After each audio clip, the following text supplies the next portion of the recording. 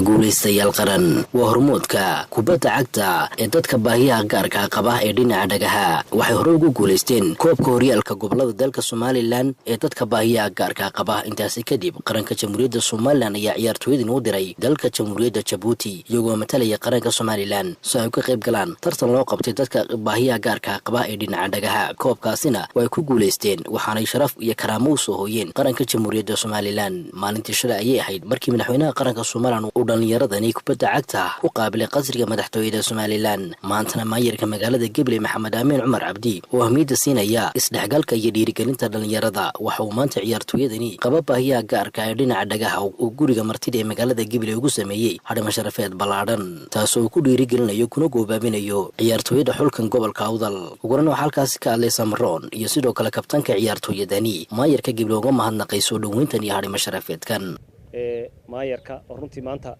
marti sharaftan qada sharaftan isagu leh annaga waxay noo tahay sharaf inaan maanta gobolkii joogno Gabley ciyaaruhuna sideedaba waa waxa xadadka baabi'iyo weeyaan runtii in qofka gobolka ka soo jeeda ama mas'uulihi uu gobolkiisa hadduu qadaysiinayo hadduu cashaysiinayo hadduu wax siinayaba ay ku ekaado laakiin lama arag qof masalan gobolka Gabley oo tusaale ahaan oo baran wax siin kara ma jireen maanta se way taasi waxay muujinaysaa in maayarku ku dhiiraday in uu tuso isboortigu qiimaha uu leeyahay ama ciyaaro waan ugu mahadnaqaynaa annaga sharaf bay noo tahay in halkan maanta ku hakanno 2016 mar baan ku hakannay waagii gobolka uu qaaday gobolada runtii markaa wax badan oo siyaasaddu naga kharibtay waxaan jecelnahay in isboortigu inoo hagaajiyo insha Allah hadii la yiraahdo caadi ahaan bayskiigu wuxuu ahaa Awdal laakiin xadka marka la dhaafay Soomaaliland baa la noqonaya runtii anigu waxaan ahay kabtanka dadka baahiyaha gaarka qaba ee dhanka dhagaha ee gobolka Awdal buur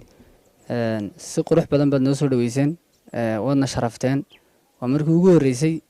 group sana kala uu ku soo dhawaaday buur Gabley dad yacni baahi gaar leh lagu soo dhaweeyo iyagoo awal waan sii dhaafi jirnay koobkii gobolada xataa markaan soo ciyaarnay waan sii dhaafnay laakiin maanta sharaf bay noo tahay buur in lagu qaabilo lagu soo dhaweeyo gobolkii Gabley insha Allah waxaan rajaynaynaa buur in Soomaaliland goboladooda dhan ay isla noqdaan oo marka la isii dhaxmarayo la isii soo dhaweeyo soo kale waxa halkaas ka hadlay gudoomiyaha xiriirka kubadda cagta Fuad iyo sidoo kale agaasimaha waaxda qorsheynta wasaaradda horumarinta ciyaaraha Soomaaliland Mustafa runtii maanta waxa halkan nagu soo dhaweeyay anagoo hogaaminayna kooxdii ku guuleysatay koobkii ka dhacay Djibouti oo baahiyaha gaarka maayirka Gabley oo runtii ni dadaal badana oo wax kasto qofka bilaadanki markuu dadaalayo wax kasto dadaalayo markuu arko isaguna qaybtiisu ka qaadanaya maayirku halkan ugu qabtay qada sharaftaasi maayir aad baad ugu mahadsan tahay soo dhaweynta halkaad ku soo dhaweysay kooxdan aanu hogaaminayno kumana iloobi doonaan qadada halkaad ugu samaysay maanta waxa ay sii mareen oo nasiib u yeeshay gobolkii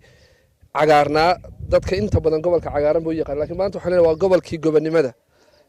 waxaynu u leenahay gobollo badan casuumadii ay qaabili lahaayeen ayay gobolkan runtii u duba iyagu runtii qabteen iyagoo maanta matalaya gobollada dalka oo dhan maadaama marinkii Awdal ay tahay Gabley sidaa daraadeedna barasaabka iyo meeyarkaba runtii waxay wakiil ka yihiin dalka oo dhan iyagoo labadan gobol runtii taariikh gaar ah ka dhaxayso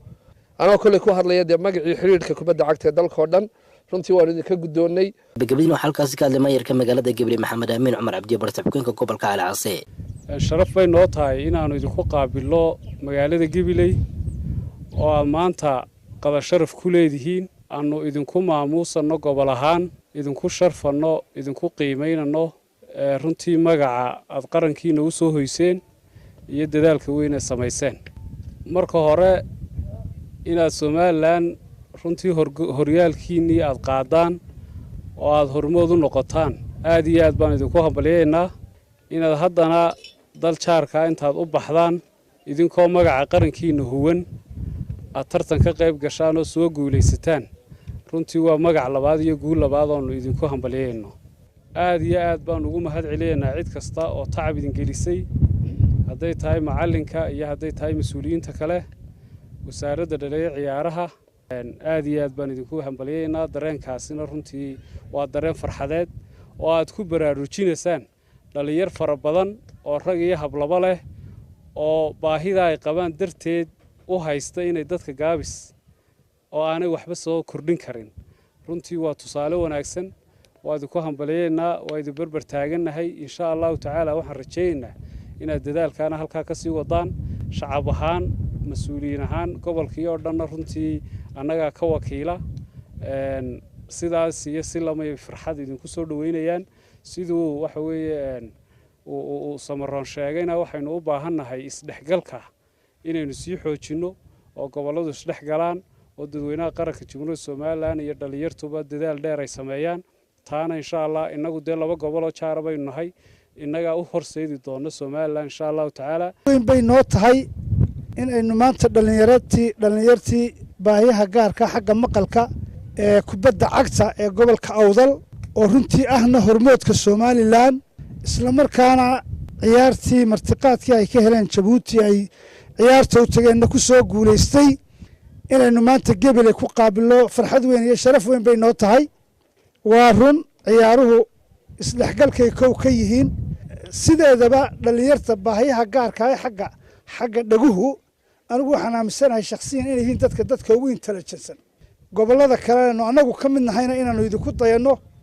waanu samayno tiimam sidaas runtii waanu dhiirigelin bay noo tahay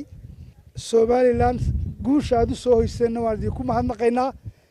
kii aad gaar ahaan gobolka Awdal u soo hoyseen runtii aad baan ugu mahadnaqaynaa anaga guusha Awdal heshay waa guul ay Gabiley heshay wayalla xaji telefishinka qaranka Gabiley